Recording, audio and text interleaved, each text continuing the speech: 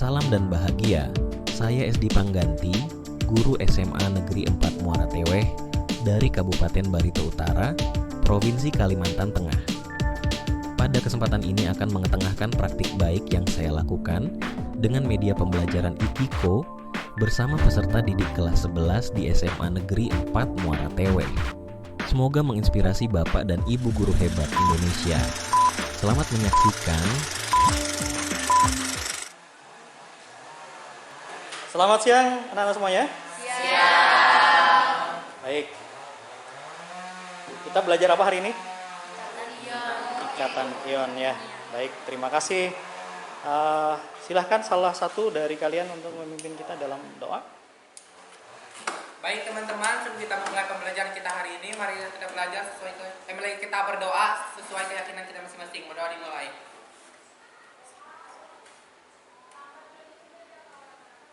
Berdoa selesai. Baik, terima kasih. Tepuk tangan dong buat kita semuanya. Kalau saya bilang gangla, berarti pegang kepala ya. Kalau gangdak, berarti pegang pundak. Kalau gangtut, lutut. Ganggang. Ya, kita coba ya. Gangtut. Gangla. Gangdak. Gangpi.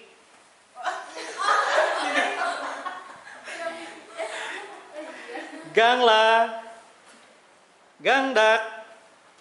Gangtut. Ganggang. Gangla. Ya, tepuk tangan dong buat kita semuanya ya. Udah jam mulai panas, mulai lapar ya. Kita sudah mulai tidak fokus lagi ya. Apalagi udah belajar kimia di jam-jam siang seperti ini. Ya, bagaimana? Tetap semangat ya? Semangat. Baik, terima kasih. Kita belajar kimia terkait materinya ikatan ion dan ikatan kovalen dalam satu media pembelajaran yang saya beri nama IKIKO. Apa sih IKIKO itu? Ikatan ion dan ikatan kovalen. Kalau kemarin saya sudah men-share kepada kalian terkait dengan ikatan ion dan ikatan kovalen ini, baik melalui latihan soal, di kuisis, maupun di lembar-lembar pekerjaan tugas ya. Nah, hari ini kita coba mempelajari dengan cara berbeda, yaitu dengan mempelajari media pembelajaran kimia ya, yang interaktif. Tentunya interaktif ini adalah kalian sebenarnya bisa memakai pembelajaran ini secara mandiri di rumah. Ya, jadi tidak tergantung dengan orang lain, tidak tergantung saya ya. Jadi kapanpun kalian mau, mulai dari manapun kalian mau, kalian bisa mempelajarinya dengan cara kalian sendiri, dengan kecepatan kalian sendiri. Itu yang saya harapkan ya. Jadi saya membuat media ini untuk mendampingi kalian belajar di rumah. IKIKO ini menurut kalian? Menarik. Menarik ya, menarik. Kenapa menarik menurut Rina? Karena banyak gambarnya dan warna-warni. Warna, Jadi nggak bosan. nggak bosan ya, warna-warna. Jadi kalau buku ada warnanya seperti ini, jadi menarik juga ya, Iya, Ren, ya. ada gambar. Jadi ini lebih interaktif lagi karena dia bisa kita gerakan sendiri dengan kemauan kita. Kalau buku belum tentu ya, jadi kita aja yang melihat. Jadi kalau buku kan statif ya, tidak bergerak. Tapi ini kan ada animasi, ada video yang bisa kita lihat. Nah, mudah-mudahan ya dengan ini semua kalian bisa belajar materi terkait ikatan ion dan ikatan kovalen ini dengan lebih baik ya. Nah, kita akan belajar IKIKO ini dengan mempergunakan LKPD. Nah, pada saat kita menggunakan LKPD kita butuh beberapa saat. Setelah itu berdiskusi, maka kita akan melakukan presentasi. Namun sebelumnya saya mau kalian mengakses dulu IKIKO ini. Apakah bisa diakses lewat Google Classroom? Kita lihat dulu di Classroom. Lalu kita akses bagian kompetensi. Ya, ini kompetensi. Kita cari di sini. Nah, ini kompetensinya. Saya berharap nanti kalian bisa mempelajari sifat, struktur, dan interaksi partikel dalam berbagai senyawa. Dan seterusnya, ini tujuan belajar kita, yaitu kalian nanti bisa menjelaskan terkait ikatan ion dan ikatan kovalen.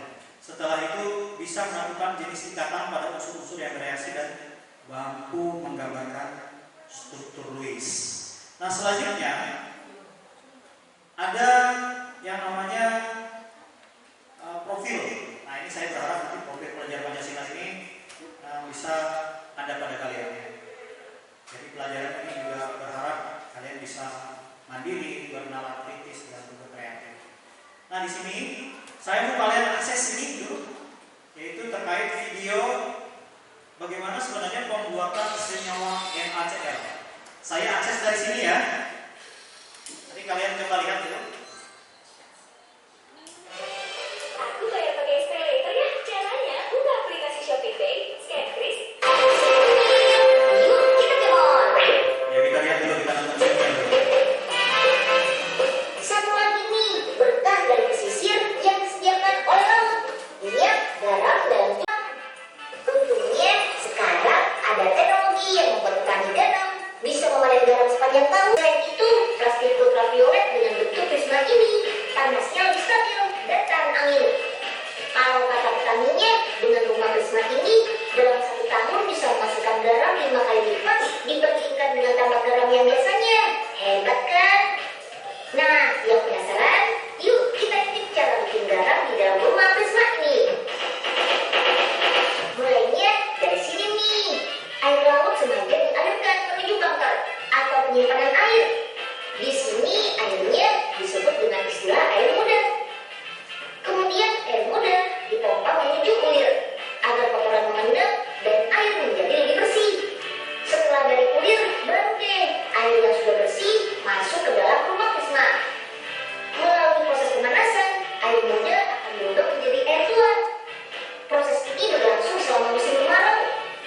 Jadi sewaktu musim hujan, stok air tua bisa tetap menghasilkan garam dan bisa panen sepanjang tahun. Kalau pakai cara biasa, masa panennya hanya selama beberapa bulan saja dalam setahun. Sekarang kita lihat ke dalam rumah prismanya yuk. Ada 2 lantai nih. Bagian bawahnya untuk menampung air tua dan bagian atasnya adalah meja produksi. Di meja produksi inilah berlangsung proses kristalisasi air laut tua menjadi garam. Garam yang dihasilkan di prisma ini terlihat lebih jernih dan masuk kategori garam kualitas premium. Jadi nggak cuma meningkatkan produktivitas saja, tapi kualitas garamnya juga jadi lebih baik. Mantap! Baik, ya. Itu terkait dengan proses pembuatan senyawa NaCl dari air laut. Siapa yang mau kasih tanggapan apa yang kamu dapatkan dari video itu? Silakan. Ayo. Apa sih tanggapannya? Apa yang bisa kamu dapatkan dari video yang baru kamu tonton? Proses bagaimana ya? Ada nggak istilah-istilah yang baru yang belum pernah? Ya silakan. Siapa? Ya. Jadi yang saya pelajari dari video tadi itu gimana cara pembuatan garam. Jadi proses dari air laut dialirkan dan proses kristalisasinya, Pak. Ada proses kristalisasi agar menjadi bentuk kristal garam. Jadi, cara proses kristalisasi itu gimana caranya? Dipakai kayak segini prisma tadi. Prisma tadi. Terus panasnya tuh dialirkan cuma di bagian bawahnya. Panasnya dari mana? Dari matahari. Dari sinar matahari. Itu sama dengan artinya kita melakukan proses gimana? Penjemuran. Ya, jadi proses kristalisasi itu adalah menguapkan air ya, yang dikandung di dalam air laut. Jadi air dari di dalam air laut itu kita uapkan dan sisalah yang tertinggal adalah kristal garam atau kristal NaCl. Ya, silakan, terima kasih tepuk tangan buat teman kalian. Nah, satu lagi. Pernahkah kalian mendengar ada istilah yang namanya desalinasi? Nah, coba kalian cari di internet mungkin apa sih artinya desalinasi? Siapa yang sudah dapat boleh silakan disampaikan. Ya, apa yang dimaksud dengan proses desalinasi? Ya, silakan. Desalinasi merupakan proses untuk menghilangkan kadar garam berlebih yang terkandung dalam air dengan hasil akhir berupa air yang dapat dikonsumsi oleh manusia, hewan, dan juga tumbuhan. Iya, terima kasih, tepuk tangan dong. Ya. Desalinasi ini biasanya dipakai oleh orang-orang yang tidak mempunyai air murni yang dipakai untuk konsumsi hari-hari. Ya. Jadi air tawar maksud saya. Nah, sekali lagi, orang yang tidak mempunyai air tawar, contoh misalnya kapal laut. Siapa yang pernah naik kapal laut? Belum pernah? Ada yang pernah ya? Naik pesawat semua nih. Naik kapal laut. Jadi orang yang berada di kapal laut itu bagaimana mereka bisa mendapatkan air bersih ya untuk keperluan mandi dan juga minum mereka. Ada caranya, yaitu dengan cara melakukan proses yang namanya desalinasi. Ya, itu tadi proses desalinasi. Desalinasi itu mengubah air laut yang mengandung NaCl menjadi air tawar ya, yang bisa kita manfaatkan. Nah, itu proses namanya. Baik. Dalam Ikiko ini juga kita bisa belajar banyak ya. Di dalam Ikiko juga ada yang namanya rujukan pembelajaran terkait video kegunaan dari soda api dan kapur pertanian CO3. Jadi siapa yang sering mandi pakai sabun? Ya, tentu ya, semua sering mandi pakai sabun ya. Apa sih gunanya sabun itu? Untuk membersihkan. Atau mungkin ada yang sering membersihkan, mengepel lantai pakai SOS misalnya, atau Wifol atau Soclean ya. Itu kan cuma merek ya, tapi isinya adalah NaOH ya, NaOH, yaitu untuk nanti kegunaannya untuk pembersih ya.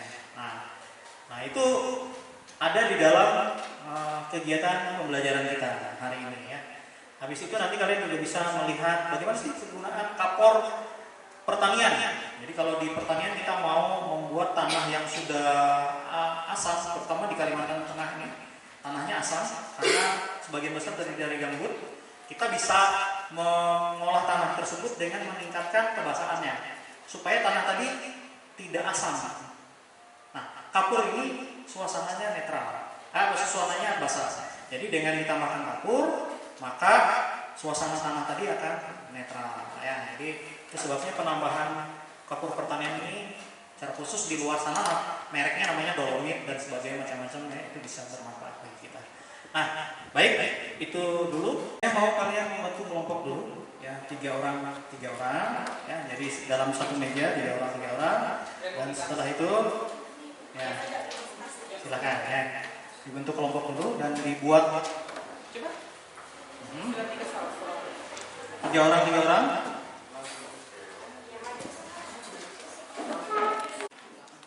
Ya, setelah kalian membentuk kelompok, di situ ada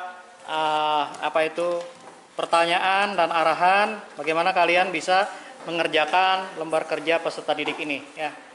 Jadi lembar kerja peserta didik ini dikerjakan bersama-sama oleh kalian mulai dari pertanyaan 1 sampai dengan pertanyaan 6. Kalau ada kesulitan nanti boleh lihat jawabannya di Ikiko ya. Cara mengaksesnya di bahan ajar. Ya, dikerjakan dalam kelompok dengan memperhatikan media pembelajaran Ikiko ya. Jadi apa jawabannya langsung dijawab di LKPD ya. Ada 1 orang yang menulis supaya pekerjaannya lebih cepat. Lain dari ikatan ion itu adalah ikatan elektrovalent. Apa sih yang dimaksud dengan ikatan ion? Tinggal dipelajari. Seperti itu.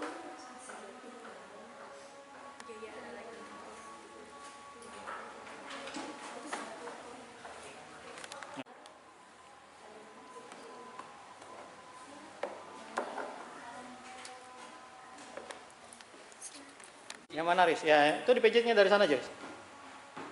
Ya, yang mana Riz? Jawabannya Riz.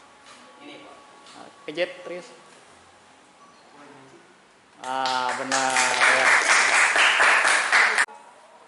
Konfigurasi elektronnya. Bagaimana konfigurasi elektronnya? Berapa elektrovalensinya? Nah, setelah itu ada kecenderungan untuk ion itu melepas dan menerima elektron. Mana yang cenderung melepas? Mana yang cenderung menerima ya, atau menangkap elektron ya. Nanti berapa jumlah yang diterima, berapa yang jumlah yang ditangkap, itulah yang akan menjadi bentuk ikatannya. Nah, sekarang kalian coba perlahan-lahan dibuat dulu,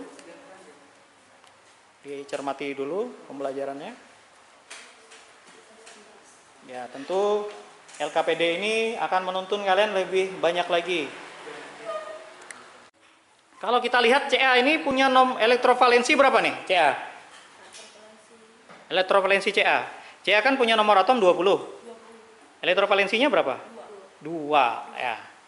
Karena nanti dia punya konfigurasi elektron 2, 8, 8, 2 ya. Berarti yang elektron paling terakhir berapa? 2. Nah, berarti dia elektrovalensinya 2. Kalau 2 ini cenderung apa? Melepas apa menerima? Melepas. Kalau melepas punya kecenderungan jadi ion positif atau ion negatif? Ion positif. Positifnya, kalau ion positif kan nama lainnya adalah kation apa anion? Kation. Berapa jumlah kationnya? 2 plus. Karena tadi positif maka namanya 2 plus. Bagaimana, bisa dipahami? Nah, itu yang kalian tulis di LKPD. Itu karena kecenderungannya melepas elektron, maka dia akan menjadi elektron yang bernilai negatif. Nah, nama lain dari elektron negatif adalah BR min. namanya adalah kation apa anion? Anion. Anion. Makanya namanya BR itu anion. Sebanyak berapa dia lepas? Tangkap? 1. Karena elektrovalensinya ada 7. Untuk stabil ion BR ini dia akan menangkap 1 elektron. Makanya namanya BR min. Ya. BR min karena dia menangkap menarik atau menangkap elektron sebanyak 1 untuk memenuhi aturan oktet. Nah, ikatannya ikatan apa tuh? Ikatan ion. Jadi antara BA dan CA dengan BR itu adalah ikatan ion. Kenapa ikatan ion? Karena ini Pak bersifatnya bukan gas. Satu tidak berupa gas. Yang ciri utamanya apa nih? Kalau CA logam apa non logam? CA itu logam. Logam. Kalau BR? Non logam. Nah, itu dia. Jadi kalau ikatan terjadi antara logam dan non logam, maka kecenderungannya adalah ikatan ion. Bagaimana kalau terjadi antara non logam dengan non logam? Kecenderungannya adalah ikatan kovalen. Jadi ikatan kovalen itu adalah ikatan yang terjadi karena adanya pemakaian bersama pasangan elektron antara unsur non logam. Maksudnya antara unsur non logam berarti non logam berikatan dengan unsur non logam. Seperti itu ya. Maka kecenderungannya pasti ikatan kovalen.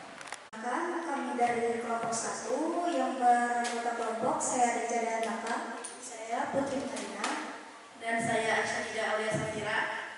Di sini kami akan presentasikan LKPD dari IKIKO dan saya akan menjawab nomor 1, yaitu ikatan ion. Ikatan ion atau elektrovalen adalah ikatan yang terjadi akibat adanya serah terima elektron sehingga membentuk ion positif dan ion negatif dengan gaya elektrostatik. Nomor 2, ikatan kovalen adalah ikatan yang terjadi karena adanya pemakaian bersama pasangan elektron antara unsur non logam.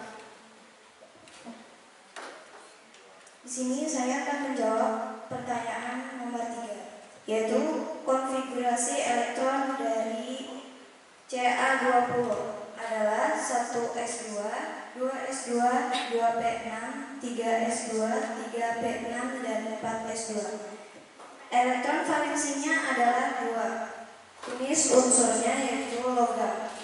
Nomor 5, konfigurasi elektron 35Br adalah 1s2, 2s2, 2p6, 3s2, 3p6, 4s2, 3d10, 4s2. Elektron valensinya adalah 7. Jenis unsurnya yaitu non logam. Di sini saya akan menjawab pertanyaan terakhir tentang jenis ikatan yaitu Ca20 dan Br35. Atom Ca akan cenderung melepas elektron sebanyak 2 elektron untuk mencapai konfigurasi elektron yang stabil seperti gas mulia argon. sehingga Ca akan menjadi ion positif, yaitu kation, yaitu Ca2+. Sedangkan untuk atom Br akan cenderung menerima elektron sebanyak 1 elektron untuk mencapai konfigurasi elektron yang stabil seperti gas mulia, yaitu kripton, sehingga Br akan menjadi ion negatif, yang dimana unsur logamnya yaitu anion, yaitu Br negatif. Agar muatan total senyawa netral, maka diperlukan 2 ion Br negatif untuk setiap 1 ion kalsium 2+, sehingga kemungkinan rumus kimia yang terbentuk adalah CaBr2. Ikatannya adalah ikatan ion. baik. Terima kasih, tepuk tangan. Silakan duduk kembali.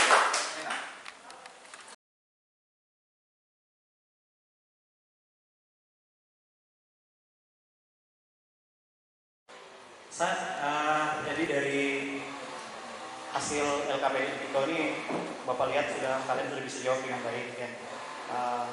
Menurut Asa nih, bagaimana tanggapan Asa terkait dengan IKIKO ini?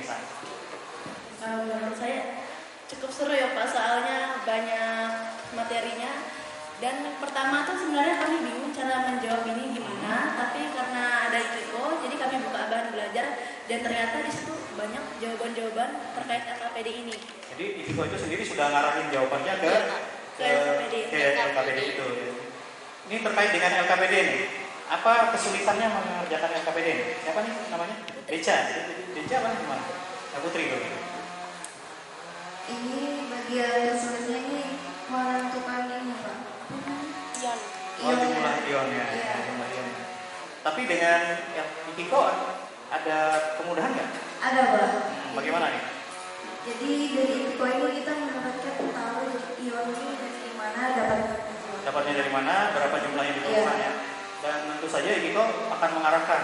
Sebenarnya kecenderungan ion berikatan itu antara ion logam dengan non logam atau antara unsur logam dengan logam. Jadi kita kan tahu bahwa ini akan terjadi ikatan ion, ini akan terbentuk ikatan kovalen ya. Itulah. Ya. Deca mungkin ada yang mau disampaikan Deca? Nggak ada ya, cukup ya. Baik, terima kasih sekali lagi ya. Ini juga pembelajaran untuk kita semuanya. Mudah-mudahan IKIKO ini bisa mendampingi kalian belajar di rumah ya, dengan baik. Baik, karena waktu kita sudah cukup ya, saya rasa pembelajaran kita juga cukup hari ini. Terima kasih sekali lagi untuk perhatian kalian dan semoga kalian belajarnya lebih bagus lagi di rumah ya, dengan pendampingan dari media pembelajaran IKIKO ini. Dan pada pertemuan selanjutnya kita akan mencari jawaban atas soal-soal yang akan saya ajukan kepada kalian sebagai bentuk ujian informatif ya. Jadi sebagai bentuk pemahaman kalian terhadap ikatan ion dan ikatan kovalen. Terima kasih sekali lagi dan cukup pertemuan hari ini dan silakan untuk beristirahat di rumah. Terima kasih. Salam dan bahagia. Cukup ya.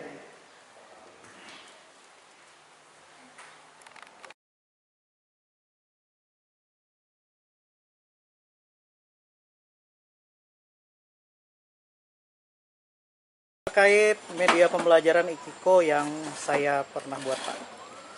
Baik, menurut saya pembelajaran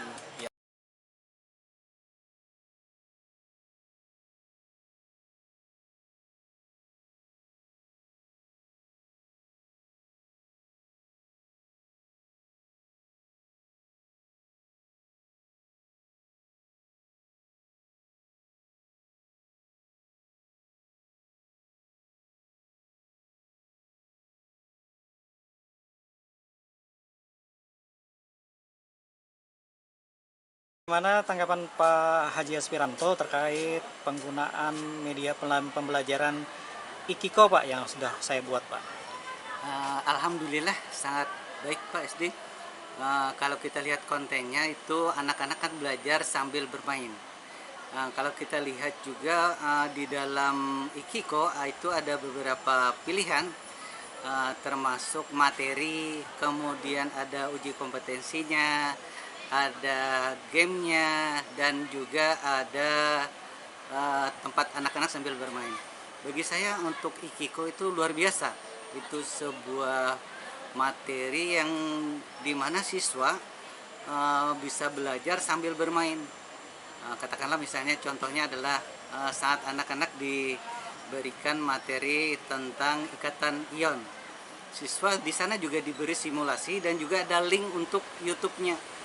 Baik itu ikatan ion maupun ikatan kovalen. Luar biasa Pak SD, kita menyambut baik dan anak-anak juga antusias untuk mengikuti pelajaran ini. Terima kasih Pak SD. Terima kasih Pak Haji. Salam dan bahagia. Bu Rina, bagaimana nih tanggapan Ibu terkait dengan media pembelajaran yang saya buat Ikiko Bu untuk pembelajaran bagi siswa kita? Ya Pak. Menurut saya Ikiko yang Bapak buat kemarin dan sudah didiseminasikan di sekolah itu sudah sangat bagus Pak, karena di dalamnya sudah lengkap, ada materi, ada asesmen, ada juga latihan soal, jadi siswa itu bisa ibaratnya one stop study itu Pak ya, jadi belajar di satu tempat itu sudah memuat semuanya, dan itu membuat siswa antusias dan lebih aktif dalam belajar. Jadi bisa membersamai siswa, membuat siswa lebih termotivasi, aktif belajar Ibu, jadi sesuai dengan keperluan mereka. Dan ini sesuai dengan kodrat zaman Pak ya, kan sekarang serba IT nih, jadi semuanya di situ sudah terangkum semuanya, jadi sudah sangat bagus Pak menurut saya. Baik, terima kasih Bu Rina, salam berbahagia. Sukses Pak ya. Ya, mari. Demikian praktik baik yang saya lakukan dalam pembelajaran kimia di kelas. Saya mempergunakan media pembelajaran Ikiko yang membahas ikatan ion dan ikatan kovalen. Semoga menginspirasi Bapak dan Ibu guru hebat Indonesia. Terima kasih.